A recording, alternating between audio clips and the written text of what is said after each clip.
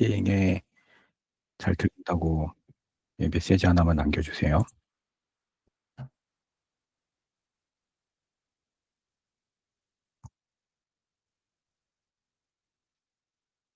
네, 감사합니다.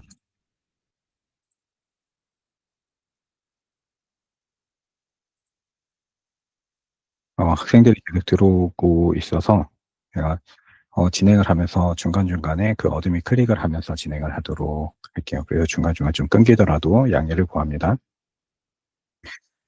오늘 이제 첫 번째 방학 기간 동안에 우리 컨설팅 신청한 학생들에 대한 클래스를 이제 진행을 해보려고 해요. 오늘 다루려고 하는 주제는 AI 툴에 대한 사용과 2026부터 2028 주요 입시 트렌드에 대한 이제 전반적인 부분을 먼저 좀 다룸으로써 26년도 이제 입시 준비에 대한 부분 이야기를 시작을 해보려고 합니다. 네, 조금 내용이 방대해요. 그런데 1시간 안에 끝날 수 있을지는 잘 모르겠는데 우선 할 수 있는 데까지 진행을 해보도록 할게요. 자, 그래서 이게 두 가지의 아젠다를 가지고 좀 이야기를 할 거고요. 그 이야기를 시작하기 전에 먼저 어나운스먼트를 먼저 시작하도록 할게요. 다음 주에 두 개의 클래스가 또 있습니다. 첫 번째는 1월 19일 날 월요일이에요. 월요일 날 저녁 7시에 상해교통대학교, 그 중국에 있는 이제 4대 명문 대학 중에 하나죠. 세계 랭킹 한 20위권에 40위권에 놓여져 있는 대학교고요. 우리 학교 동문이 현재 거기 재학 중에 있는데 거기서 엔지니어링 공부하고 있습니다. 그 동문이 대학교에 이제 승인을 받고 GVCS 학생들 및 학부모님들을 대상으로 하는 온라인 세션을 준비를 이제 했어요. 그래서 먼저 우리 이제 상담 받는 학생들에게 먼저 정보를 좀 주고 이 학생들이 좀 참여할 수 있도록 부모님들과 같이 참여할 수 있도록 하려고 합니다.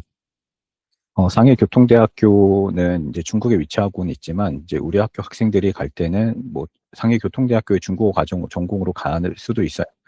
그 외에도 영어로 이제 진행하는 전공 과정들이 좀 있습니다. 이 과정을 이제 석사 과정에 대해서는 조인트 인스티튜트라고 따로 부르고 학부 과정에서는 글로벌 칼리지라고 따로 불러요. 글로벌 칼리지 프로그램에 대한 설명과 조인트 인스티튜트에 대한 설명을 같이 하게 될 텐데, 1시간 정도 진행을 하게 됩니다. 온라인으로 진행을 할 거고, 이제 링크 오늘 선생님이 생성을 했으니까, 내일 정도쯤에 이제 부모님들한테 전체 안내가 나가고, 선생님이 클래스룸에도 공지를 할 예정입니다. 글로벌 칼리지는 이제 배철러 오브 사이언스 인 엔지니어링 디그리로 이제 3개 전공을 제공하고 있는 프로그램이고요. 그래서 기계공학과, 그다음에 전기 컴퓨터공학과, 그다음에 재료공학 이렇게 3가지의 전공을 제공하고 있어요. 이 프로그램의 가장 큰 장점 중에 하나라고 하면 듀얼 디그리 프로그램이라고 해서 유니버시티 미시간 알죠? 애나버에 있는 미국에서 가장 좋은 4개의 공립대학 중에 하나이기도 하고 그리고 이제 주립대 중에서도 미국 내 최상위 대학이죠. 미시간 애나버 대학교랑 듀얼 디그리 과정을 제공을 하고 있어요. 그래서 2년 해서 2개의 전공을 이제 공부하고 2개의 학위를 받을 수 있는 프로그램을 제공하는 교육 과정을 제공하고 있고요. 그리고 글로벌 디그리 패스웨이 프로그램이라고 해서 4+1 GP 프로그램을 운영을 합니다. 그 외에도 이제 석사 과정으로 넘어가게 되면 이제 조인트 인스티튜트 같은 경우도 미시간 애나버 대학이랑 같이 프로그램을 진행을 하고 있는데 이 경우에도 엔지니어링 그리고 비즈니스, 환경과학, 공학 분야 그 외에 리터처나 사이언스 앤 아트 그리고 비즈니스 여기까지도 전부 다 패스웨이로 진행을 하고 있어요. 그래서 학생들이 이제 뭐 미국의 애나버 대학교에 가고 싶은데 미시간 대학교 애나버 캠퍼스에 가고 싶은데 이제 다이렉트로 가려면 사실 경쟁도 좀 치열하고 요즘 같은 좀 분위기가 그렇게 썩 좋진 않잖아요. 이런 시기에 이런 식의 방법을 통해서 뭐 나의 퀄리티를 또는 나의 어떤 잠재력을 좀 키워보면 어떨까라는 생각을 한번 해볼 수도 있겠죠. 다음 주 화요일 날 저녁 7시에는 이제 MOU 대학교에 대해서 또 MOU 대학 외에도 우리랑 파트너십을 맺고 있는 학교들이 있어요.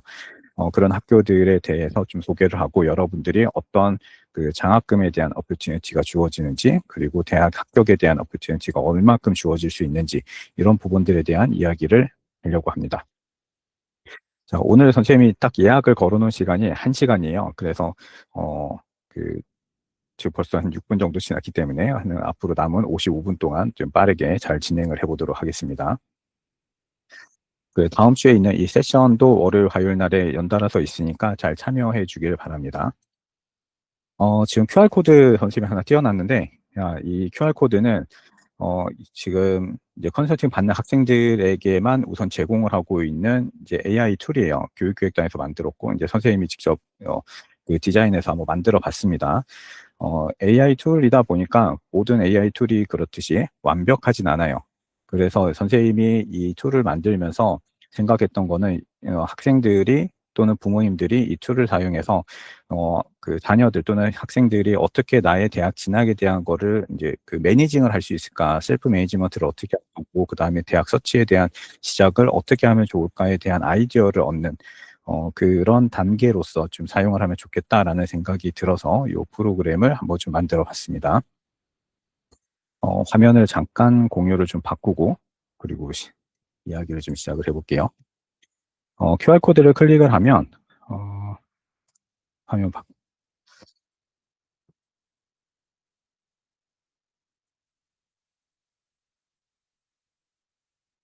네, 지금 화면이 보이나요? 예, 요런 화면이 뜹니다. 그 제목에 이제 Welcome to Udemy Wise라고 뜨죠. 어, 계정은 따로 여기서 이제 이메일하고 패스워드를 여러분들이 생성해서 로그인해서 들어와도 되고요. 이제 구글 계정으로 해서 들어와도 됩니다. 선생님은 이제 선생님 개인 계정으로 해서 한번 들어가 볼게요. 로그인을 하면 이제 이런 화면이 떠요. 그래서 어디서 좀 많이 보던 그런 비슷하죠. 어, 가장 기본적인 디자인은 커먼 어플리케이션 및 유카스 어플리케이션이나 아니면 오시리스 어플리케이션 같은 전 세계에서 가장 많이 사용하고 있는 어플리케이션 폼을 지금 그 차용을 해서 그 어플리케이션 폼에 들어가야 될 인포메이션들을 여러분들이 미리 여기서 작성을 해놓고 관리하면 좋겠다라는 생각이 들어서 이런 디자인을 좀 차용을 했습니다. 총 탭은 이렇게 4가지 탭으로 되어져 있고요. 여러분들이 좀 개인 정보 관리나 뭐 이런 부분들 좀 필요하기 때문에 이제 로그아웃 탭을 따로 만들었어요. 작년도에 선생님이 세종 캠퍼스에서 세종 캠퍼스 학생들 대상으로 약간 테스팅할 때 그때는 뭐 이런 기능들이 몇 가지가 좀 없었는데 그 기능들을 추가로 몇 개 더 만들었고요. 그리고 인포메이션 부분이라든지 전체 그 AI 엔진에 대한 부분도 조금 손을 좀 봤습니다. 그래서 조금 더 업데이트된 부분들이 있어요. 그래서 여기에 이제 여러분들 개인 정보를 우선 좀 집어넣도록 합니다.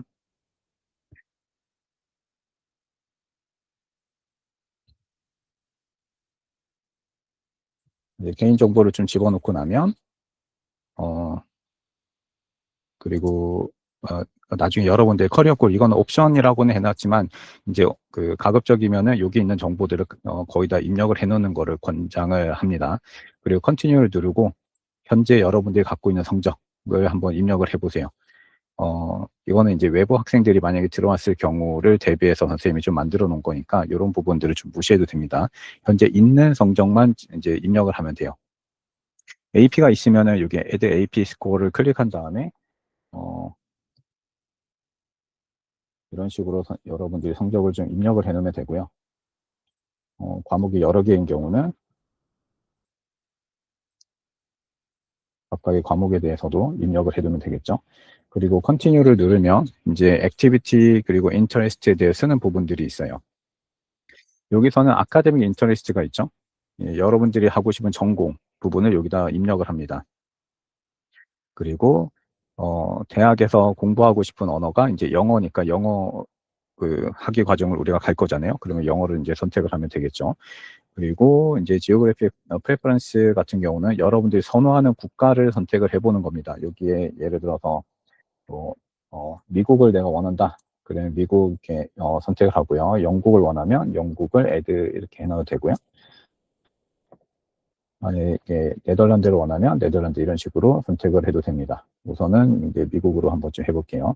그리고 이제 액티비티 부분인데 이 부분은 이제 여러분 학교 동아리 그리고 학교 외의 동아리 부분들도 하나씩 입력을 하면 돼요.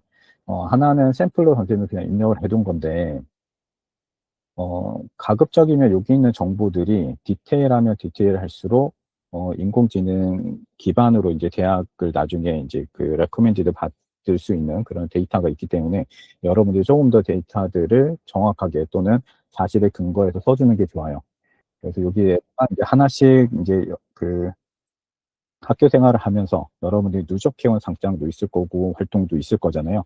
그러면 그런 기간이라든지 롤에 대해서, 듀레이션에 대해서, 그리고 디스크립션이나 어치브먼트에 대한 부분을 이렇게 입력을 해두면 나중에 여러분들이 원서를 쓸 때 어, 그 어플리케이션 쓸 때 학생들이 가장 시간을 좀 많이 이제 잡는 부분이 각각의 항목에 입력하는 부분이 굉장히 많거든요. 커먼 어플리케이션 같은 경우도 원서를 다 입력한 다음에 그걸 출력을 해보면 대략 한 17페이지에서 좀 많이 그 분량이 좀 많은 학생들 같은 경우는 23페이지 정도까지 나와요.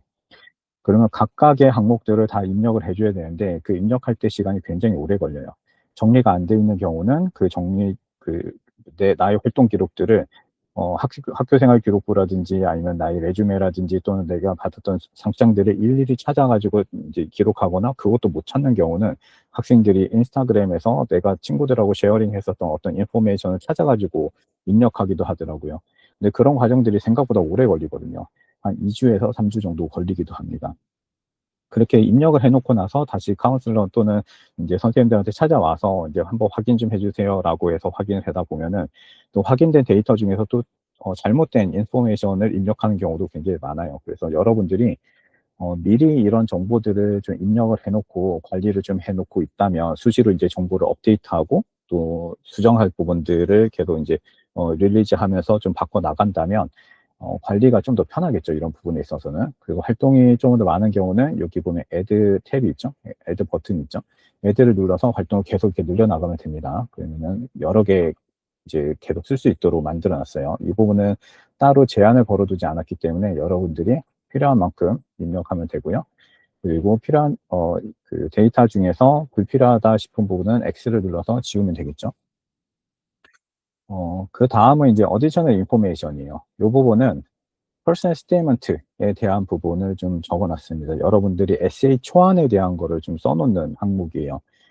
그래서 자기소개에 대한 부분들, 어떤 나의 스토리에 대한 것도 좋고, 백그라운드 또는 뭐, 나의 그 인상 깊었던 이야기, 경험 또는 지원 동기, 뭐 이런 부분들을 뭐든지 여기다 쓸 수 있겠죠. 전공에 대한 관심도라든지 또는 슈퍼 커리큘러 액티비티에 대한 부분을 쓸 수도 있고요. 그리고 그 다음 항목은 스페셜 서컴스턴스 항목을 넣어놨습니다. 이 스페셜 서컴스턴스는 그 재정적인 부분이나 또는 환경적인 부분 또는 뭐 여러 상황들이 나에게 주어질 수 있죠. 예를 들어서 뭐 형제가 굉장히 많아서 대학에서 공부할 때 어떤 재정적인 부분에 또는 환경적인 부분에서 어떤 니즈가 필요하다든지 뭐 이런 부분들이 있다면 그런 특별한 부분들을 여기다 기재하는 부분이에요. 이런 부분들을 참고해서 찾을 수 있도록 우선은 좀 세팅을 좀 해놨어요. 여기까지가 가장 기본적인 프로파일에 대한 부분입니다. 이 프로파일 항목은 이제 선생님이 이제 여러분들이 이번 학기 계속 사용하는 도중에 필요하다 싶은 부분들에 대해서 계속해서 업데이트를 조금씩 해두려고 생각을 하고 있고요. 불필요한 부분이라든지 또는 데이터를 나중에 데이터 셋업을 이제 찾아 나가는 부분에 있어서는 이 부분을 좀 더 디테일하게 좀 반영될 수 있도록 하기 위해서 이제 그 업데이트나 수정 부분이 계속 있을 예정입니다. 그래서 그 업데이트 되는 기간이 뭐 이렇게 예를 들어 한 달에 한 2번 정도 업데이트가 된다라고 하면은 그 부분들은 나중에 공개가 나가면 그런 하루 정도 시간 동안은 이제 사용이 안 될 수도 있어요. 그런 부분을 참고해 주길 바랍니다.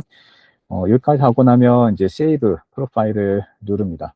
그러면은 이제 그 프로파일 스트렝스에 대한 부분이나 GPA 또는 토탈 옵션에 대한 부분에 대한 거를 이제 어느 기본적인 부분을 좀 정리해 주는데 현재 요 밑에 있는 대학들은 이제 무시하세요. 요거는 그 기존에 있었던 데이터가 그대로 드러나 있는 거니까 그냥 무시해도 되고요.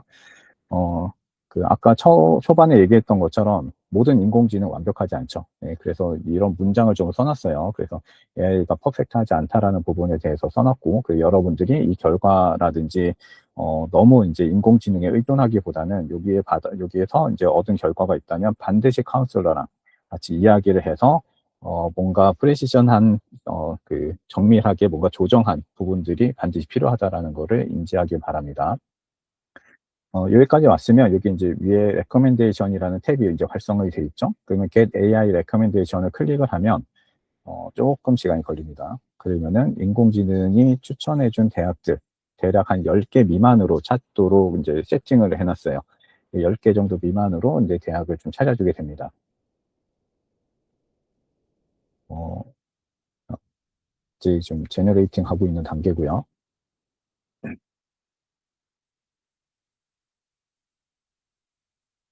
네. 제너레이팅이 됐네요. 그죠? 그러면 여기에 지금 여기서 레코멘디드를 총 4개 대학을 해줬어요. 그래서 플로리다 인터내셔널 또는 뭐 이런 학교들을 좀 추천을 했네요. 아마 토플이 조금 낮고 그다음에 재정 상태라든지 뭐 이런 부분들 아까 써놨던 그런 인포메이션을 좀 참고해서 쓴 것 같아요. 그래서 여기 보면은 여기 뭐 하이라고 돼 있는 부분이라든지 또는 이제 그 모더레이시라고 돼 있는 부분이 있죠.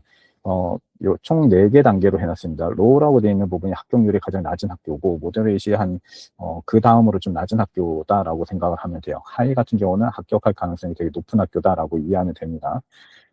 각각의 학교에 대해서 예를 들어서 오하이오 주립대학을 하나를 선택해서 여기다가 이제 뷰 디테일을 클릭을 하면 그 대학에 대한 인포메이션을 여기에 이렇게 좀 볼 수가 있습니다. 이런 이런 데이터는 선생님이 사전에 셋업해 놓은 또는 그 입력해 놓은 그 데이터가 불려오는 게 아니라 인공지능이 자체적으로 이제 생성을 하는 거예요.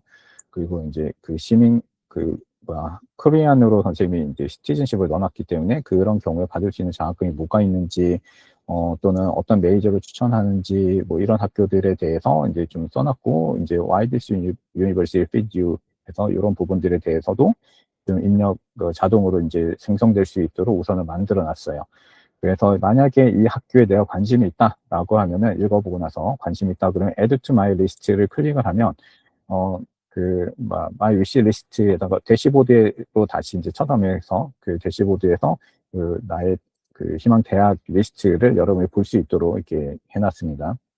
그 다음에 이렇게 하얀색으로 되어져 있는 여기까지는 인공지능이 생성해주는 그 데이터고요. 요 밑으로는 선생님이 입력을 해놓은 데이터들입니다. 그래서 MOU 파트너 유니버시티라고 되어져 있죠. GBCS랑 협약이 되어져 있거나 또는 파트너로 되어져 있는 학교들의 리스트를 좀 만들어 놨고요. 그 학생들이 이런 정보가 잘 없어서 어떤 학교랑 우리가 MOU가 되어져 있고 그래서 그 어떤 기회들이 있는지에 대해서 잘 모르는 경우가 많다라는 이야기를 들었어요. 그래서 이런 정보를 좀 정리를 해놓으면 좋겠다라는 생각이 들어서 우선 만들어 봤어요. 여기서 중요한 거는 각각 학교에서 그 네모 박스 안에서만 정보를 좀 볼 수 있게끔 선생님이 좀 제한을 걸어놨는데 그러다 보니까 그 클릭을 한다 하더라도 뭐 디테일한 정보가 여기서는 조회가 되진 않아요. 볼 수 있는 정도의 이제 최소한의 범위만 우선 좀 해놨습니다. 그래서 각각의 학교들의 리스트가 우선 중요한 거잖아요. 그죠? 이런 정보들, 지금 앞에 있는 콩코디아 또는 안젤로 또는 아시아 퍼시픽 뭐 이런 학교들은 선생님이 아직 인포메이션을 다 넣어놓지 않은 거고요. 하나 샘플로 지금 시티 유니버시티 오브 홍콩 여기를 좀 넣어놨어요. 파트너십 타입은 처음에 이제 대학교 이름 있고 그 다음에 지역 나와 있고요. 그리고 파트너십 타입이 스칼라십으로 되어져 있죠. 그리고 베네핏은 프라이어티 어플리케이션 리뷰랑 스칼라십 노미네이션 두 가지의 그 베네핏이 있다라고 해놨고, 리콰이먼트로 미니멈 GPA 3.8에 랭귀지는 토플 80점. 그리고 데드라인, 그러니까 여기서 말하는 데드라인은 노미네이션 데드라인이기 때문에 여러분들의 어플리케이션을 11월 15일까지는 내야 된다라는 뜻으로 이제 써놓은 거고요. 문의에 대한 거는 선생님한테 이제 문의하면 된다라고 해서 선생님 이메일을 이렇게 써놨습니다. 그래서 이런 정보를 보고 여기에 대한 구체적인 내용들을 알 수는 없잖아요. 그죠? 그래서 이런 내용들은 이제 반드시 여기 담당자 선생님하고 문의를 하고 상담을 좀 받아야 되는 부분입니다. 그래서 보면은 굉장히 많죠. 예, 여기까지가 우리랑 협약이 되어져 있는 학교들이에요. 그리고 각각의 학교들에 대해서 선생님이 다시 조금 더 업데이트를 해놔서 몇 개의 스팟이 있는지도 이제 업데이트를 좀 해놓을 겁니다. 그리고 우리랑 협약이 되었지는 않지만, 이제 선생님하고 뭐 대학들하고 어느 정도 좀 유대 관계가 있는 학교들이 또 있어요. 그래서 그런 학교들은 협약은 아니지만 계속해서 이제 그 학교들이 좀 더 늘어날 겁니다. 대학의 정책에 따라서 고등학교랑 협약을 하지 않는 학교들도 있거든요. 그래서 그런 학교들 같은 경우는 그냥 노미네이션 스게임 해가지고 선생님이 따로 빼놨습니다. 여기는 총 뭐 13개 스팟이라고는 우선 체크는 되어져 있는데 13개 이상의 스팟이긴 해요, 사실은. 그래서 각 학교별로 추천할 수 있는 인원을 대략적으로 우선은 좀 써놨습니다. 그 로체스터 공대는 6명, 로체스터 대학교 1명, 센터 칼리지 2명, 홍콩 베프디우 2명, 미네르바 2명, 뭐 이런 식으로 해서 이제 그 뭐 추천에 대한 부분을 따로 써놨고, 이거는 이제 협약이 아니기 때문에 개런티 프로 하지만 여러분들이 이제 추천을 받고 대학에 지원을 하거나 또는 장학금의 기회를 받을 수 있는 그런 이제 정보들을 여기다가 좀 작성을 해놓는 부분이죠. 여기까지는 어떻게 보면 대학에 대한 부분이잖아요. 그죠? 타임라인에 들어가면 여러분들이 월별로 도대체 무엇을 하면 좋을까에 대한 내용들을 좀 자동으로 생성되게끔 만들어 놨어요. 첫 번째는 그 suggested for you 해서 투두 리스트를 자동 생성하게 해놨습니다. 그 인공지능이 만든 거기 때문에 완벽하진 않아요. 그래서 여기에 그 나랑 상관이 없는 부분이 일부 포함이 될 수가 있고, 또는 내가 여기에는 이제 없지만 내가 반드시 해야 될 부분들이 있을 수가 있어요. 그죠? 그래서 그런 부분은 여기 My Personal Task에다가 여러분들이 수기로 입력할 수 있도록 해야. 지금 요거는 이제 그 Take the SH Test in November, 이건 선생님이 그냥 입력을 해놓은 거예요. 근데 지금 제뉴얼이니까 이미 끝났네. 그죠? 필요하면 여기 이제 플러스 add 있죠. 요걸 클릭할 때마다 여러분들이 이제 필요한 투두 리스트를 만들 수가 있어요.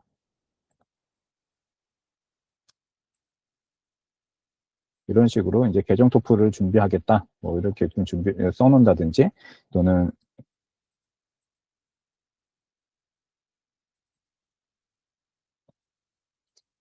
뭐 프랩 AP 이그잼스 AP 캘큘러스 뭐 AB 뭐 이런 식으로 체크를 해놓고 나서, 만약에 그 태스크를 다 완료했으면 여기 체크박스 있죠, 클릭하면은 이제 사라지죠. 예, 이런 식으로 여러분들이 스스로의 그 투두 리스트를 좀 관리하면 좋을 것 같습니다. 그리고 각각의 투두 리스트나 또는 컬리지 어드미션과 관련해서 그 마일스톤이라든지 아니면 데드라인에 대한 부분이 여기에 이제 월 단위로 체크되게끔 해놨어요. 이것까지는 다 자동으로 생성이 되는 부분입니다. 그리고 업커밍 데드라인, 그 다음에 프로그레스 오버뷰 부분을 좀 써놨고요. 이 프로그레스 오버뷰는 앞에 있었던 레커멘데이션에 나와 있었던 그 대학 및 그 마이 위시리스트에 넣어놨던 그 대학 리스트에 따라서 만들어지는 거예요. 그게 바뀌면 이 부분도 좀 바뀌겠죠. 그래서 지금은 1월인데 이거를 뒤로 넘겨서 뭐 2월로 넘어가면은 이제 그 조금 내용이 조금씩 바뀝니다. 그래서 여기 보면은 3월달로 가면 원 이벤트가 그 이번 달에 있다라고 되어 있죠. 그래서 하나의 이벤트가 자동으로 생성이 되죠. 그 4월달 아직 없고 5월달에도 하나의 이벤트가 있다, 뭐 이런 식으로 좀 써 있죠. 여러분들이 이런 툴들을 좀 활용하면 셀프 매니지먼트를 위해서 활용하면 좋을 것 같고요. 이 아나리틱스는 이 레코멘데이션 창에서 추천했던 그 대학들, 총 4개 대학이 아까 떴죠. 그죠? 그 앞에 있는 데이터가 바뀌면 AI가 제너레이트 하는 그 대학 리스트도 바뀌어요. 그러니까 조금씩의 정보가 바뀔 때마다 이 부분도 이제 같이 변동이 된다는 거예요. 그럼 바뀔 때마다 토탈 4개의 대학교를, 아까 4개 대학교였으니까 그것만 가지고 볼게요. 4개의 대학교를 추천을 받았는데 얻으면 웨이지 50% 정도밖에 안 나오는 거예요. 그러니까 썩 높진 않은 거죠. 지금 그 하일리 어드미티드 가능한 게 있다라고 했지만 그럼에도 불구하고 50% 정도의 확률밖에 안 나오는 거고, 지금 에버리지 튜이션, 뭐 지금 추천받은 학교 에버리지 튜이션이 43,000불이고, 그 다음에 세이프 스쿨이 한 3개 정도 돼요. 세이프 스쿨이 3개인데도 불구하고 50%라는 거는 이 모더레이스로 배정받은 학교의 수준이 되게 높다는 거죠. 그죠? 그래서 각각의 이런 정보들, 비용에 대한 부분 여러분들이 좀 이렇게 한눈에 비교해 볼 수 있도록 이제 그래프도 자동 생성할 수 있도록 우선 좀 해놨습니다. 그리고 이제 데이터, 선생님이 앞으로 여기서 좀 업데이트하고 싶은 부분들이 또 있기는 해요. 그래서 그 부분에 대해서는 다시 한번 또, 화면으로 원래 돌아가서 다시 또 설명을 드리도록 할게요. 그리고 여러분들이 입력한 데이터들을 너무 쉽게 공유하거나 그러면 안 되니까, 그죠? 그래서 이제 반드시 로그인을 한 다음에는 로그아웃을 하고 이런 식으로 여러분들만의 그 데이터는 스스로 좀 잘 관리를 하면 좋을 것 같습니다. 어드미와이즈 이 프로그램에 대해서 좀 더 개괄적인 내용을 다시 한번 좀 설명을 하면, 아까 좀 보여줬던 것처럼 교육기획단에서 자체 개발한 AI 기반의 대학 지원 관리 툴입니다. 네. 기본 기능은 아까 보였던 것 같은 이런 기능들이 있고요. 선생님이 앞으로 조금 더 업데이트하고 싶은 부분들이 있어서 그 부분은 어 그 약간 단계적으로 좀 이렇게 개발을 하려고 해요. 당장 금년 시니어부터 쓸 수 있을지에 대해서 확신은 없는데 인공지능 툴을 사용을 해서 여러분들의 그 에세이에 대한 부분을 조금 더 보완할 수 있는 툴을 여기다 기능을 좀 더 넣고 싶은 생각이 있고요. 그리고 각 나라별로 쓰는 에세이 방식이 좀 다르기 때문에 여러분들 에세이에 대해서 이제 어 그 셀프 워크숍을 좀 할 수 있는, 그 스스로 뭔가 이제 자가 진단을 해 본다든지 한번 연습 프랙티스를 할 수 있는 그런 공간을 한번 좀 만들어 보면 어떨까라는 생각도 있고요. 그 외에 이제 동문들과 이거는 좀 이야기를 이미 시작을 하고 있는데, 지비집 알죠? 그 지비집 동문들하고 해서 이제 알룸나이 네트워킹을 이 툴을 통해서 서로 좀 연결을 하면 좋겠다라는 생각이 좀 있어요. 그래서 1:1 매칭을 통해서 선배들로부터 뭔가 조언도 듣고 대학 생활에 대한 이야기, 전공에 대한 이야기도 같이 들을 수 있는 그런 기회의 장을 좀 만들었으면 좋겠다라는 생각이 듭니다. 이 부분은 그래서 동문들, 지비지 동문하고는 1월 또는 2월 달에 한번 만나기로 약속을 우선 해 놓은 상태입니다. 사용 제한이에요. 사용 제한은 여러분들이 이제 컨설팅을 받기 전에 사전 문진표를 좀 활용하면 어떨까라는 아이디어가 있어요. 이 부분은 뭐냐면, 여러분 병원에 가면 병원에서 그냥 처음부터 의사 선생님하고 만나서 막 설명하지 않죠. 의사 선생님들이 간호사들이 의사 선생님하고 상담하기 전에 먼저 문진표를 먼저 쓰게 합니다. 현재 키는 어떻고, 몸무게는 어떻고, 복용하고 있는 약은 어떻고, 기본적인 증상은 어떻고, 알레르기나 뭐 이런 거는 없는지, 다른 환경적인 이슈나 뭐 이런 부분은 없는지, 또는 불편한 건 없는지 여러 가지 질문들을 먼저 해요. 혈압에 대한 부분부터 해서, 그죠? 그런 부분에 대해서 먼저 사전 체크를 하는 게 문진표예요. 여러분들이 이제 선생님들하고 상담하러 올 때, 선생님들이 바뀌거나 또는 선생님들이 첫 상담을 할 때 처음부터 그래 너는 언제 GBCS 들어왔니? 뭐 여기부터 이야기를 하기 시작을 하면 사실 상담이 굉장히 뒤로 이렇게 좀 딜레이가 되는 부분이 있죠. 근데 선생님은 좀 그런 부분에 있어서 시간을 이렇게 굳이 딜레이 시킬 필요가 있을까라는 고민이 좀 있었어요. 그래서 그 부분을 좀 더 세이브를 좀 하고, 시간을 좀 세이브를 하고, 여러분들에게 실제로 필요한 부분들을 좀 더 많이 이야기를 나눌 수 있으면 좋지 않을까 생각이 들어서 이 앱 개발에 대한 거를 한번 좀 생각을 했던 거고, 그래서 여러분들이 인제 '이걸 문진표처럼 사용을 하면 좋겠다.'라고 생각이 듭니다. 근데 왜 문진표냐면, 아까도 인제 반복해서 이야기했던 것처럼 인공지능은 완벽하지 않습니다. 인공지능은 항상 기존에 학습된 데이터라든지 온라인에서 학습을 한, 스스로 학습한 데이터를 기반으로 산출물을 만들어내는 거기 때문에 완벽할 수도 없고 오류도 굉장히 많아요. 그래서 스케일링이 반드시 필요한 거거든요.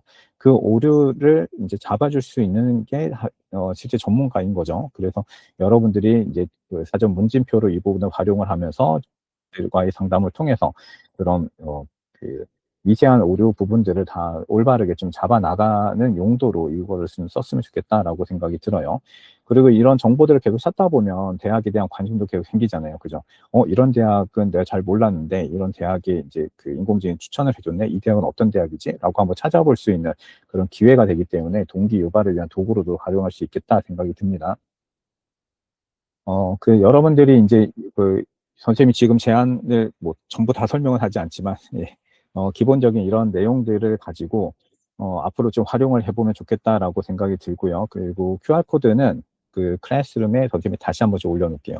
그러면 그걸 통해서 여러분들이 한 번씩 접속을 해 보고, 만약에 인제 집에 있다면 스마트폰을 사용할 수 있죠. 그러면 스마트폰으로 인제 QR 코드 스캔해서 열면은 크롬 브라우저로 이렇게 열릴 거예요. 그러면 홈 화면에 추가하기를 클릭을 하면 홈 화면에 앱처럼 열립니다. 그러면은 저장하고 나서 그 계정 정보 저장하기를 선택을 해 두면 클릭할 때마다 자동으로 인제 저장된 로그인이 자동으로 시작하면서 이제 첫 시작 화면으로 바로 연동이 됩니다. 그렇게 해서 일일이 뭐 이렇게 주소나 QR 코드 찍어서 할 때마다 들어가지 말고, 그리고 홈 화면에 넣어서 해 보면 좋을 것 같아요. 선생님이 집에서 테스트를 좀 하면서 크롬북으로도 테스트를 해 보고, 그다음에 윈도우로 테스트해 보고, 그다음에 스마트폰, 태블릿 이렇게 4 가지로 테스트를 해 봤는데 4 가지 다 인제 홈 화면으로 으로 이 앱을 끌어다가 이제 그 홈 화면에 설치하기 뭐 이런 기능을 전부 다 활용할 수 있더라고요. 그래서 그 기능들을 다 활용을 해서 좀 편하게 좀 사용하면 예, 좋겠습니다. 이제 트렌드 쪽으로 넘어갈게요. 예, 이런 뉴스 볼 때마다 좀 마음이 무겁죠. 네. 제가 오늘 유튜브에서 찾은 뉴스들인데, 예, 20시간 전에 트럼프 첫 해 미국 비자 10만 개 이상이 취소됐다. 뭐 이런 뉴스가 나왔고, 그 다음에 이제 그 옆에 보면은 이거는 8일 전에 나온 뉴스네요. 8일 전에 이제 트럼프가 새 미국 입국 장벽을 공식화했고, 비자부터 최대 1만 5천 달러 현금을 검증해라. 뭐 이런 뉴스도 나왔습니다. 선생님 여기다가 지금 넣지는 못했는데, 오늘 발표한 뉴스 중에서, 그 미국의 이제 비자에 대한 여기 보면 계속 비자 심사에 대한 강화들이 계속 나오죠. 근데 이제 그 이민 및 비자와 관련해서 약 78개국인가요? 에 대해서 기한 없이 중단하는 예, 발표까지 나왔어요. 이제 비자를 주지 않겠다는 거죠. 지금 미국의 H1 비자 추첨에 대해서 내년 뭐 2월 폐지를 하고 고임금 인력을 우대하겠다라는 것도 이제 3주 전에 뭐 발표가 나온 적이 있었고, 미국 유학생 비자 대폭 제한해서 4년간만 비자를 주겠다. 뭐 이런 뉴스도 나온 적이 있습니다. 이거 4개월 전에 이미 발표가 된 거죠. 미국에 이제 공부하러 가려면 F1이라는 비자가 필요해요. 그 F1 비자를 최대 4년까지 주겠다라고 하는 거예요. 그러면 여기에 대해서 이제 그 졸업생들이나 이제 선배들이 이제 선생님한테 그런 질문을 합니다. 만약에 남학생들은 군대를 가야 되잖아요. 군대 가 있는 동안에 F1 비자가 중단되는 건 아니거든요. 계속 이어지는 거예요. 그럼 군대 가 있는 동안에 이 비자가 계속 지나가서 군대 보통 1년 반 갔다 오니까 그러면 비자 끝나지 않나요? 네, 끝나요. 그럼 어떻게 해야 되나요? 라는 질문인 거예요. 뭐 다시 신청해야죠. 다시 신청했을 때에 비자가 안 나올 가능성도 있습니다. 좀 충격적이죠. 예. 실제로 이제 그런 사례가 금년 8월 달에 있었어요. 우리 동문 중에서도 그런 케이스가 있었고, 이 친구들은 그래서 굉장히 좀 당황했죠. 이제 단순히 자기는 군대만 갔다 왔을 뿐이고, 군대에 입대하기 전까지만 하더라도 아무 문제가 없었고, 대학에서도 괜찮다라고 하면서 이제 레터도 다 써주고 했는데, 결국 못 들어갔습니다. 지금 잠시 학업이 좀 중단된 동문도 있어요. 그러다 보니까 조금 이런, 우려스러운 뉴스들이 계속해서 좀 나오고 있고, 거기에다가 이것도 발표가 됐죠. 배타적 시민권법. 그래서, 예를 들어서 미국 시민권자인데, 한국 국적도 갖고 있어요. 그 여권이 두 개죠. 여권 두 개인 경우에 미국에 들어가고 나서, 둘 중에 하나를 선택해라. 라는 게 배타적 시민권법입니다. 이게 2025년도에 이제 발의가 됐어요. 예, 트럼프가 사인을 했죠. 자, 그러면 이런 상황들이 계속 있다 보니까 그러면 이런 상황의 배경에 을 기본으로 두고 이런 정보를 우리는 염두에 둬야 되니까 이런 염두에 둔 상태에서 그러면은 우리가 입시라는 관점을 어떻게 바라봐야 되는가를 생각을 해야 돼요.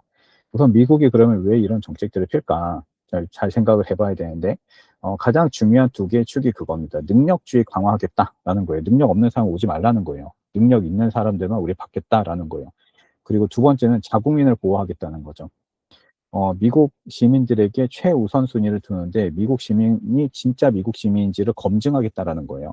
그러다 보니까 미국 시민인데 외국 시민을 동시에 갖고 있는 경우는 이 사람이 진짜 미국 시민인지에 대해서 확인이 필요하기 때문에 우선은 잠정적으로 미국 시민이 아닌 것처럼 판단하고 이 사람들에 대한 그 심사를 강화해서 보겠다라는 내용이 이제 깔려 있는 겁니다. 능력주의 강화라고 하는 거는 미국이 지금 제조업 분야가 굉장히 허물어져 있잖아요. 그래서 그 부분을 계속 키우겠다는 거예요. 그래서 동부 지역에 디트로이트라든지 뭐 이쪽 지역을 다 통틀어서 그 러스트밸리에 있는 이쪽 부분에 있는 그 산업 시설을 키우려고 하고 있는데 이쪽이 전부 다 제조업 시설이거든요. 그 제조업 산업 시설을 키우려다 보니까 능력 있는 엔지니어들이 많이 들어와야 되는 거죠. 그러니까 능력 있는 엔지니어들 또는 전문직의 사람들에 대해서는 비자를 좀 더 쉽게 주겠지만 그렇지 않은 사람들에게는 그러니까 이것도 이제 전공과 관련이 있습니다. 그 분야의 전공을 공부하는 사람들에게는 비자에 대한 부분이 장벽을 좀 낮춰주겠지만 그렇지 않은 학생들에게는 비자의 장벽을 우리가 높일 거야 라는 게 깔려 있다는 거죠. 자, 능력주의를 강화하기 위해서 나타난 첫 번째 증상 중에 하나가 이제 표준화 시험의 완전한 부활이에요.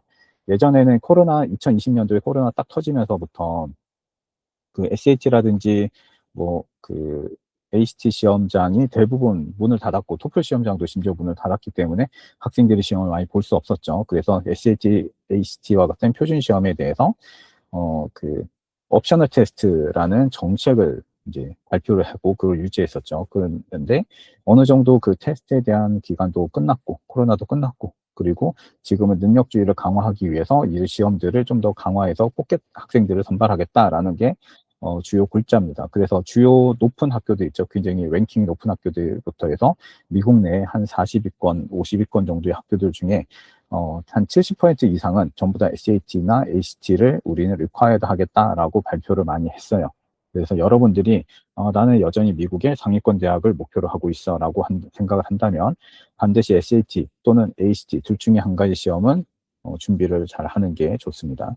두 번째는 DEI 정책을 폐지하는 거예요. DEI는 다양성, 형평성, 포용성 이 세 가지의 약자입니다. 이거는 이제 어퍼머티브 액션 폐지랑도 연결이 되어져 있긴 한데 어퍼머티브 액션이 완전 폐지됐죠. 그 소수 인종에 대한 우대 정책이에요. 그게 완전 폐지되면서 다양성이나 형평성, 포용성에 대한 것도 폐지를 하게 하거나 이거는 이제 트럼프 행정부가 원래 폐지를 시키는 거를 주된 목적으로 하고 있습니다. 근데 대학들이 이거를 온전히 다 받아들이진 않았어요. 그러다 보니까 폐지가 됐거나 또는 위축된 형태로 입시가 진행이 되고 있어요. 그래서 이제 거기에서 나타나는 건 뭐냐면 여러분들이 이제 에세이를 대학에 지원할 때 쓰잖아요. 그럼 에세이가 보통은 이제 커먼 에세이가 있고 그다음에 서플먼터리 에세이가 있죠. 자, 그러면 이 두 개 중에서 커먼 에세이 같은 경우는 DEI랑 정책 폐지랑 크게 연관성이 없는 경우가 많아요.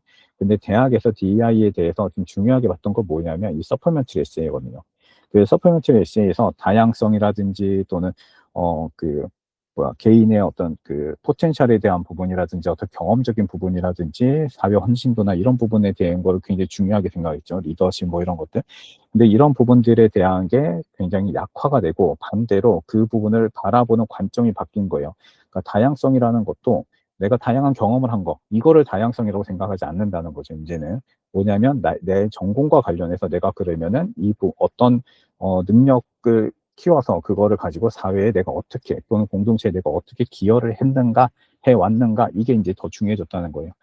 그러니까 좀 옛날하고 이 DEI에 대해서 바라보는 게 굉장히 좀 달라졌고 특히 다이버시티에 대해서 이제 또는 이퀄티에 대해서 바라보고 있는 부분이 관점이 좀 많이 달라졌다라는 부분이 좀 특이한 부분이고요. 세 번째는 AI essay 검증 강화입니다. 여러분들 에세이 쓸 때 지금 학교에서 과제할 때도 AI 많이 쓰죠.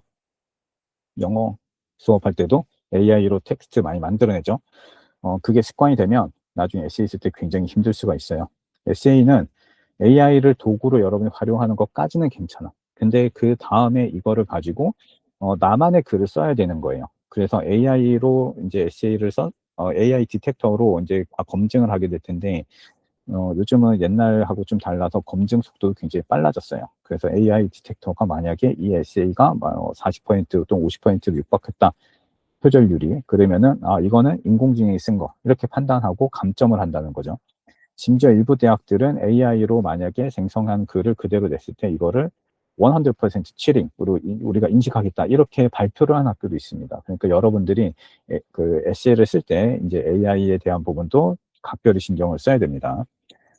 네 번째는 이제 주립대 경쟁이 굉장히 좀 심화됐어요. 이 부분은 뭐랑 연결되어 있냐면 DEI 폐지와 관련해서 트럼프 행정부에서 이제 외국인의 그 주립대 또는 내셔널 유니버시티나 퍼블릭 유니버시티에 대해서 스테인 유니버시티 등에 대해서 그 외국인 학생 비율이 너무 높다라는 거를 이제 문제를 삼은 거거든요. 그래서 15%면 충분하다 뭐 이런 뉴스 나온 적이 있었죠. 그것과 연결이 되어져 있습니다. 그래서 최대 15%를 상한선으로 잡고 그 이하로 외국인 학생을 선발해라는 게 이제 주요 골자 중에 하나예요. 그러다 보니까 미국에 좋은 학교도 많고 굉장히 그 큰 학교들도 많잖아요. 좀 유명한 학교들도 많고. 근데 이제 사립대보다는 주립대가 좀 더 싸고 그러니까 이제 국제 학생들이 주립대 선호도가 조금 있어요. 어느 정도. 근데 이제 포션 자체가 이제 굉장히 높았다가 이게 15% 정도로 상한선이 딱 규제가 되니까 그 안에 들어가려고 학생들이 이제 지원을 많이 하겠죠. 그러다 보니 경쟁이 심화되는 거예요, 자연스럽게. 그리고 유학생 비자, F1 비자에 대한 규제가 이제 아까 이야기했던 것처럼 그런 강화되고, 대신에 전문직 인력에 대해서는 계속해서 기회를 줄 거기 때문에 이게 규제인 반면에 또 다른 면에서는 기회가 될 수 있다라는 부분을 이야기하는 거고요. 워크퍼밋에 대해서도 지금 승인 절차가 굉장히 지연되고 있어요. 심지어 이제 우리 동문들 중에서 미국에서 이제 트럼프 행정부 이전에 이제 미국 대학을 간 거죠. 그리고 나서 대학 졸업하고 트럼프 행정부가 들어오기 이전에 이미 대학교에서 OPT를 받고, 미국 정부에서 OPT를 받고, 어, 그, 미국 기업하고의 계약까지 맺어서 스폰서십 계약까지 다 맺고, 이제 비자 신청까지 들어간 학생이 있었는데, 이 친구가 이제 트럼프 행정부 딱 들어오고 나서 이제 그 신청이 들어갔어요. 근데 1년 내내 기다렸는데, 비자가 안 나오는 거예요. 지금 이제 워크 퍼밋에 대해서 계속 펜딩을 걸어놓고 더 이상 승인을 주지 않는 절차가 진행이 되는 거죠. 그러다 보니까 결국은 이제 뭐 더 이상 체류할 수가 없어서, 체류할 수 있는 그 기간이 이제 만기가 됐기 때문에 체류할 수 없어서 그냥 다 포기하고 한국에 들어온 동문이 있습니다. 이런 문제들이 이제 발생을 하고 있는 거죠. 여행에 대한 제한, 이것도 이스타에 대한 부분, 아까 요 화면 바로 전에 좀 보여줬던 것처럼 이스타 비자에 대한 것도 지금 제한을 좀 두고 있고, 비용도 굉장히 많이 올려놨죠. 그래서 이걸 다 통틀어서 이제 유학생이든 이민이든 뭐 다 묶어서 이렇게 보면은 세 가지 핵심 키워드가 있는데, 첫 번째가 자본, 돈이 얼마큼 있느냐, 그다음에 얼마큼 돈을 들고 미국에 들어올 수 있느냐, 이 부분하고, 내가 전문가이냐, 고급 기술을 갖고 있느냐, 그다음에 세 번째는 SNS 부터 해가지고 나의 그 과거 사상에 대한 부분들까지 전부 다 검증하겠다라는 거죠. 그 이스타 같은 경우도 5년 검증 이거 발표가 났잖아요. 그래서 이런 부분들이 좀 중요한 화제입니다. 자, 한국대학 입시 같은 경우는 27학년도, 28학년도 이 두 개가 한국 역사상, 우리나라 대학 입시 역사상 가장 큰 변곡점이 될 가능성이 농후해졌죠. 거의 확실해졌죠. 27학년도 입시는 현행 입시 체제의 마지막 해입니다. 그러니까 금년 12학년들이 내년에 그죠, 내년에 들어가는 거니까 금년 12학년들이 치르는 입시는 현행 입시 체제의 마지막 해예요. 그리고 내년 12학년들이 치르는 입시는 새로운 대입 제도가 새롭게 시작하는 해입니다. 그러다 보니까 대학들이 금년에 엄청나게 많은 변화를 이제 계속해서 수시로 발표를 할 거고, 5월 달에 발표된 것과 6월 달에 발표된 게 서로 완전히 다른 형태가 될 가능성도 있어요. 그래서 그런 부분들을 여러분들이 그런 변화가 있을 수 있다라는 거를 충분히 인지를 하고, 수시로 대학에 입학처에서 이 정보를 찾고 이제 그 정보가 나에게 과연 적용되는 게 맞는가를 검증할 필요가 있다는 겁니다. 자, 수능 체계 같은 경우도 27학년도 같은 경우는 국어, 수학, 그 선택 과목 다 존재했죠. 탐구 두 과목 선택하는 거 똑같았고, 근데 28학년도에는 선택 과목이 완전히 폐지돼서 통합형 수능으로 바뀌었죠. 이건 예고가 된 거죠. 그다음에 수능 과목 같은 경우도 미적분, 기하, 과탐, 사탐 선택 응시가 가능했는데 28학년도에는 공통수학, 통합사회, 통합과학 등의 공통 과목 위주로 이제 완전히 바뀝니다. 이 부분에 대해서 이제 이게 우리한테 기회도 될 수 있고 아닐 수도 있는데, 기회가 될 수 있다는 측면에서는 이제 통합수학, 통합과학, 통합사회라는 거는 여러분들이 배우는 과목들 중에서 주로 고등학교 1학년, 10학년 과목, 우리나라의 고1 과목이 중점이 돼서 이제 수능이 출제가 된다라는 게 어떻게 보면 기회인 거고, 다만 우리는 미국 교육 과정을 따르기 때문에 이 부분을 배우지 않잖아요. 근데 우리가 우리 학교의 교육 과정을 따르다 보면 통합사회, 통합과학, 그리고 공통수학에서 커버하는 범위를 다 배우긴 하거든요. 그러다 보니까 이게 또 하나의 기회이자 또는 위기가 될 수 있다라고 이야기하는 겁니다. 내신 체제는 9에서 5등급으로 바뀌어요. 그리고 지금까지는 상대평가였지만 상대 플러스 절대평가 두 가지가 병기되는 형태로 바뀝니다. 우리 학교는 다 절대평가를 하다 보니까 상대평가는 사실 의미가 없었잖아요. 그죠? 근데 28학년부터는 절대평가가 같이 반영이 되기 때문에 우리 학교생활 기록부가 5등급 체제로 바뀌었을 때 이 부분을 어떻게 해석해서 대학에 진출할 것인가도 하나의 기회가 될 수도 있는 부분이 있습니다. 그 고교 학점제가 전면 이제 시행되는 부분이 있죠. 그래서 뭐 크게 이제 이렇게 세 가지 부분이 어떻게 보면은 가장 큰 변곡 지점 중에 하나라고 생각해요. 수능의 어떤 그 선택 과목이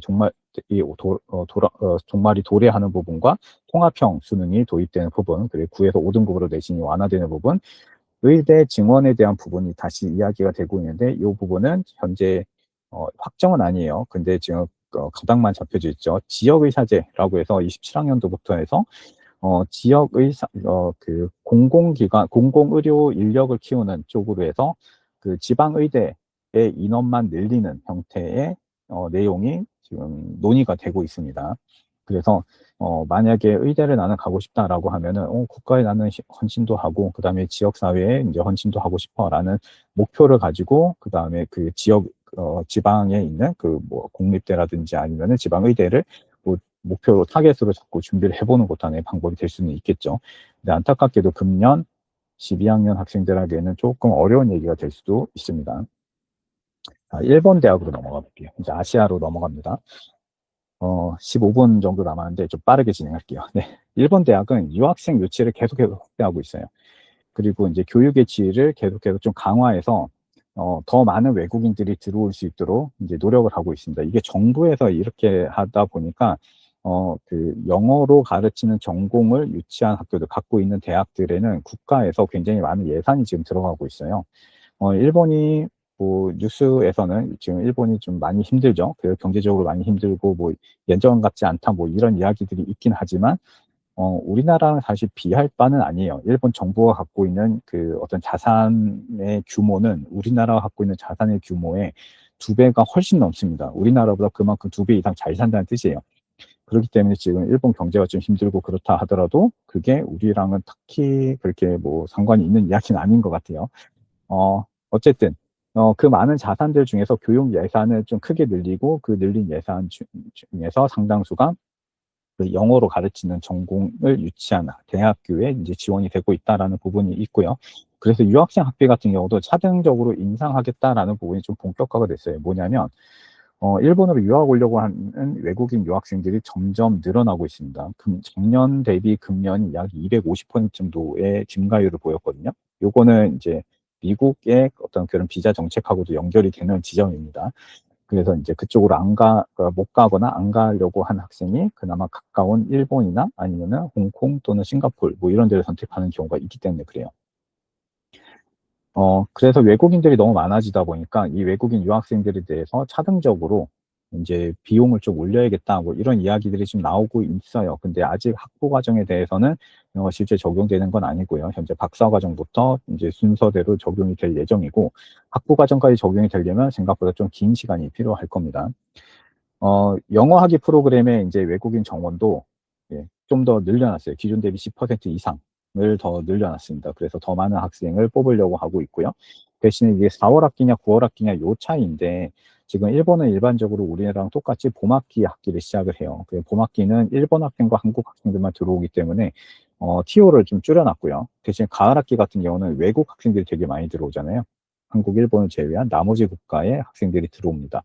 그래서 가을 학기의 인원을 조금 많이 늘려놨습니다. 그래서 그런 부분들을 좀 참고해서 입시 준비를 하면 좋을 것 같고요.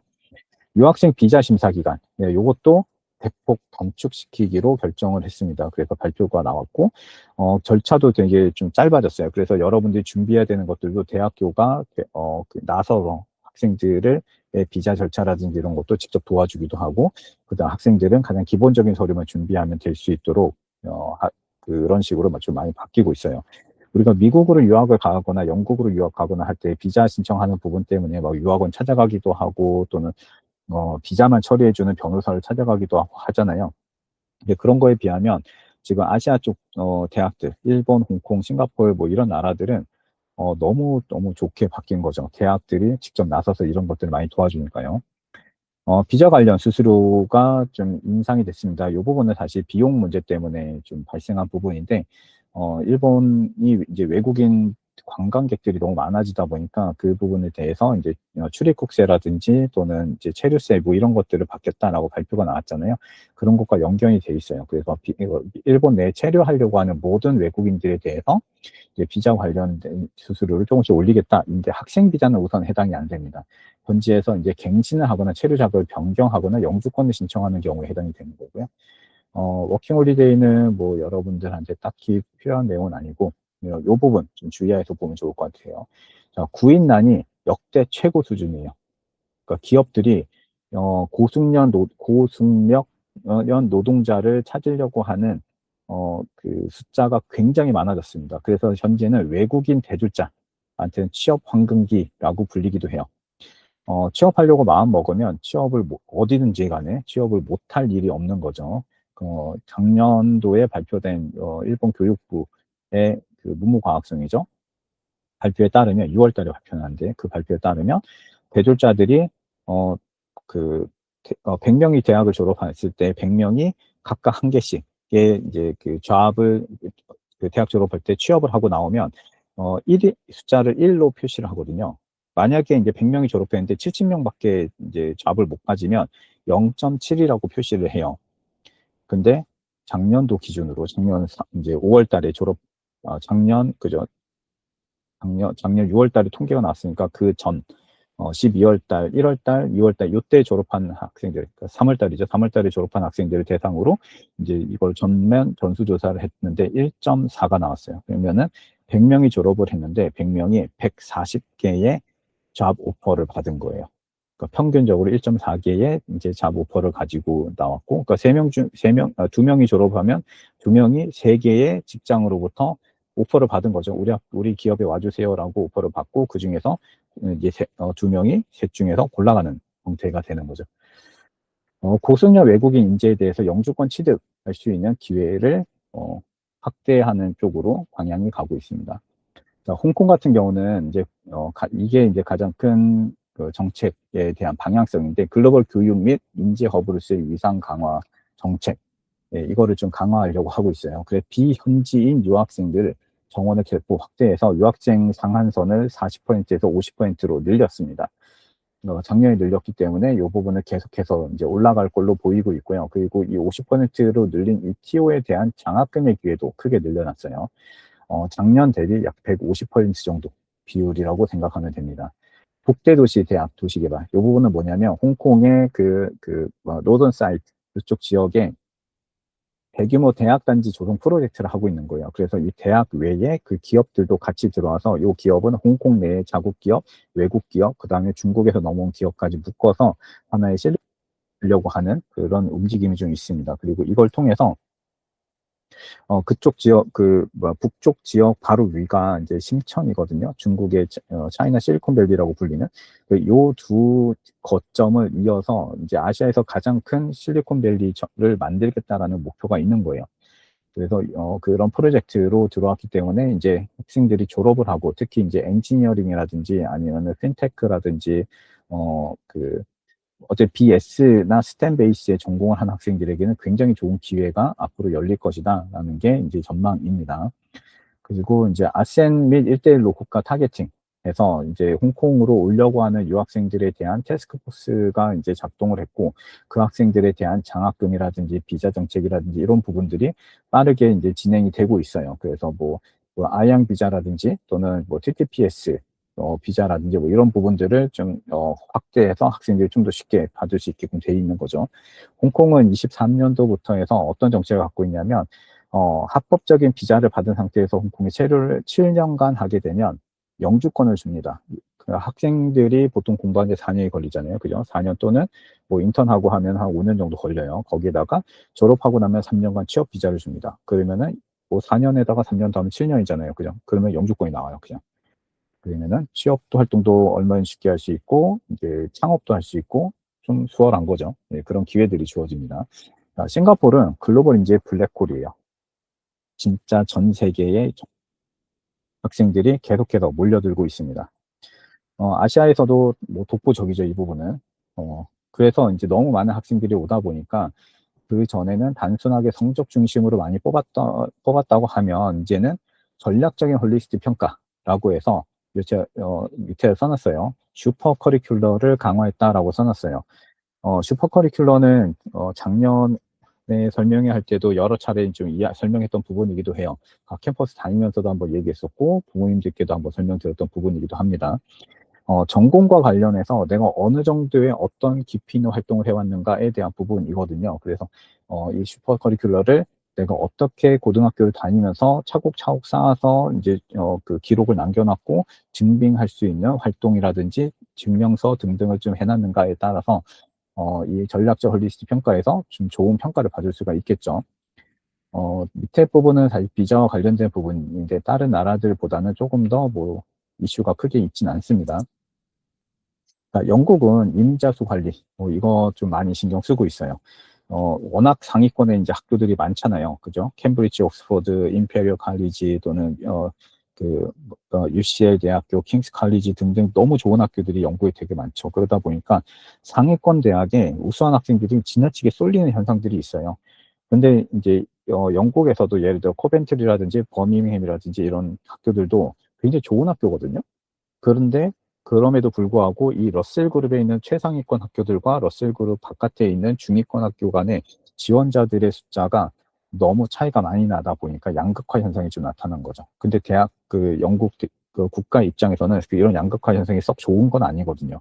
그래서 고루고루 학생들이 좀 퍼질 수 있도록 하기 위해서 상위권으로 쏠리는 지원자들에 대해서 좀 강한 그 통제를 좀 하려고, 규제를 좀 하려고 하는 움직임이 있는 거예요.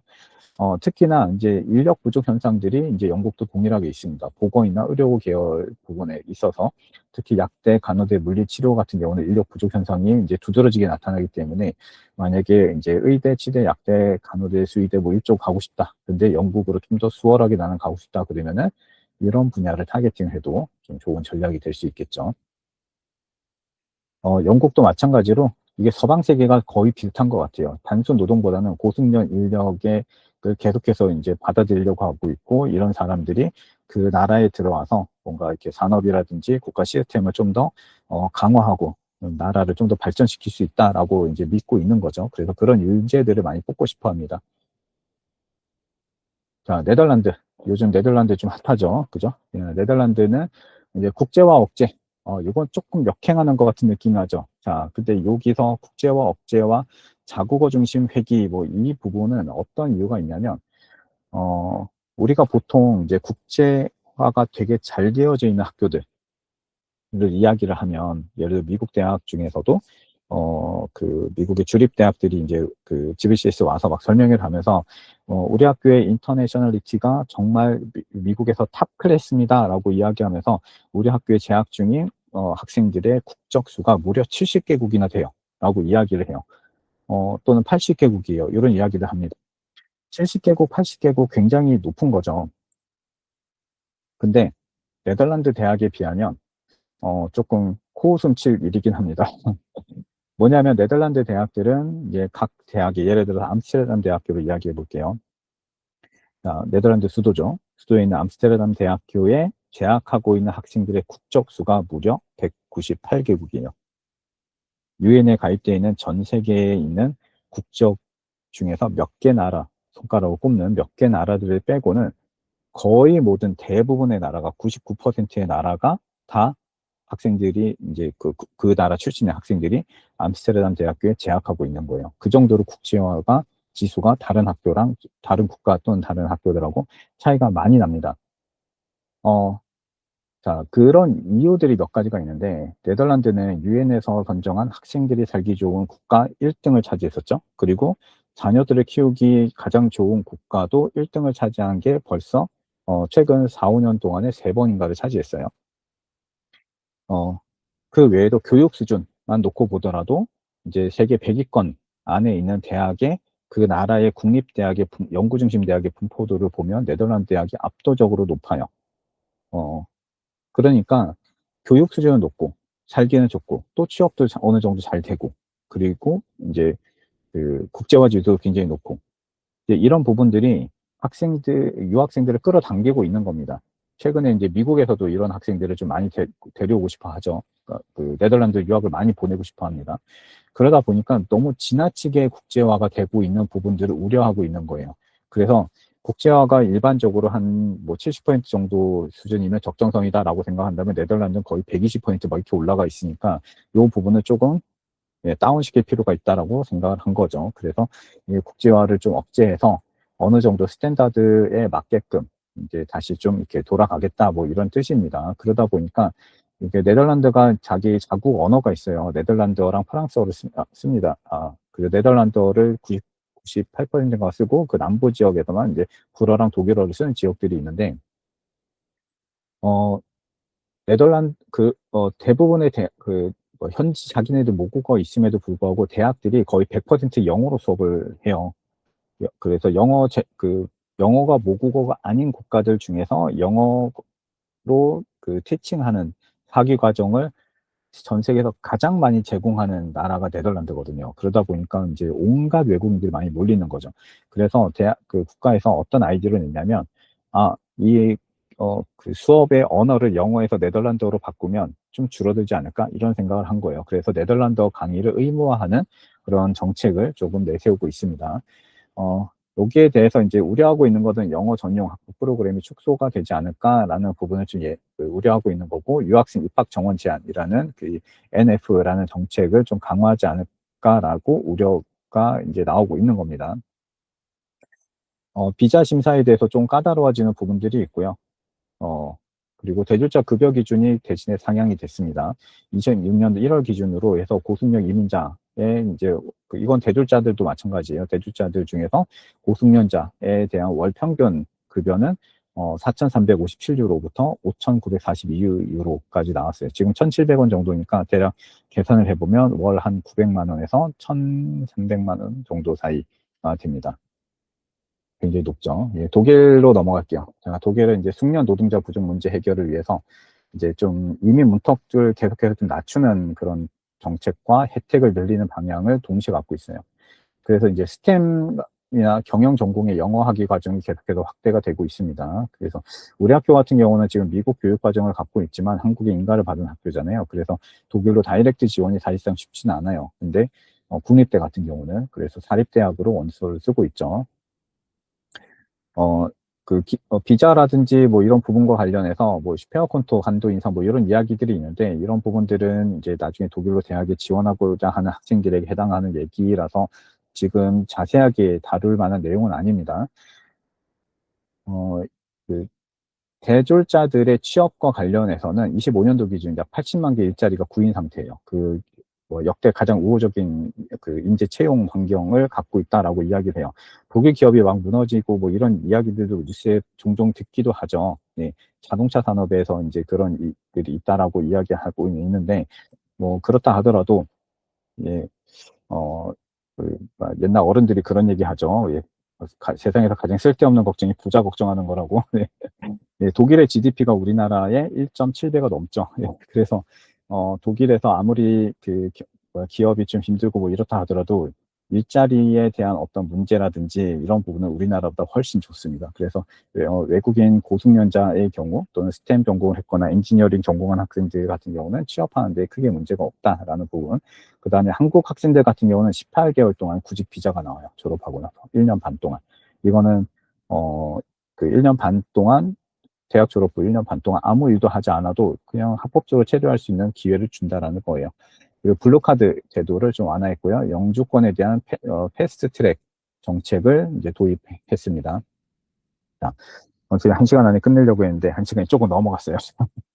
자, 지금 겨울방학이죠. 그죠? 여러분들이 겨울방학을 어떻게 보내느냐에 따라서 여러분들이 다음 학기 또는 그 겨울방학 기간 여러분이 쌓아 올린 것들이 다음 학기에 어떤 열매를 맺어 나갈 거예요. 여러분들 대학 입학에 대한 부분을 고민할 때 우리가 단거리 달리기 하듯이 막 이렇게 몰아쳐서 준비를 하면 안 돼요. 입시라는 거는 결국 굉장히 긴 마라톤처럼 계속해서 달려야 되는 거거든요. 주변에 계속 이렇게 나를 유혹하는 것도 있을 거고, 중간중간에 갈증이라든지 아니면 목마름 또는 체력적인 고갈 또는 여러 가지 생각들, 뭐 잡다한 생각들도 날 거고, 유혹도 있을 거고, 그래서 중간에 멈춰서고 싶을 때도 있을 거예요. 딴 길로 새고 싶을 때도 있고.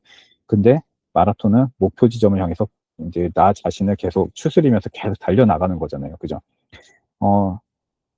인생만이 마라톤이 아니라 입시도 마라톤인 것처럼 여러분들이 중간중간에 그런 타협하고 싶은 유혹이 온다 하더라도 멈추지 않았으면 좋겠습니다. 그리고 바로 계획을 세우고 그 계획대로 하나씩 하나씩 좀 실천해 나가는 여러분들이 되면 좋을 것 같아요. 자, 앞으로 이제 한 6번 정도의 이제 시간을 더 투자해서 방학 때 계속 이런 시간들을 가져 나갈 건데, 이 시간들을 통해서 여러분들이 계속 좀 정보를 좀 나누고, 좀 업데이트된 정보들,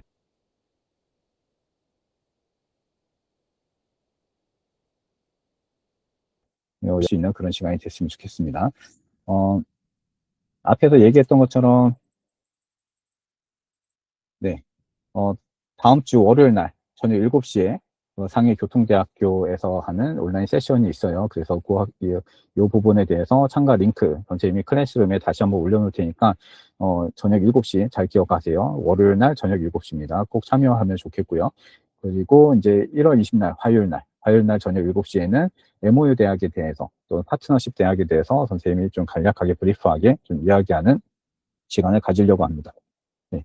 오늘 약 1시간 10분 정도, 예, 이렇게 참여해서 긴 시간 수업 듣느라고, 예, 고생 많이 하셨고요. 우리는 다음 주 월요일 날에 다시 만나도록 하겠습니다. 네, 수고했습니다. 선생님이 그 전체 통화 종료를 그냥 바로 누를게요. 네, 다음 주에 봐요. 자유롭게 나가도 됩니다.